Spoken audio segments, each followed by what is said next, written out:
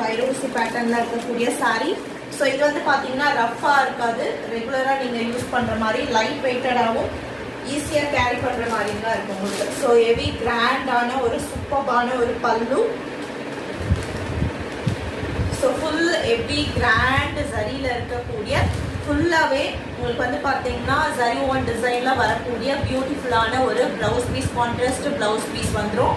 And contrast pallu. இது all over the sorry ஃபுல்லாக வரக்கூடிய டிசைன் பாருங்கள், சூப்பர் பியூட்டிஃபுல்லான ஒரு டிசைனுங்க.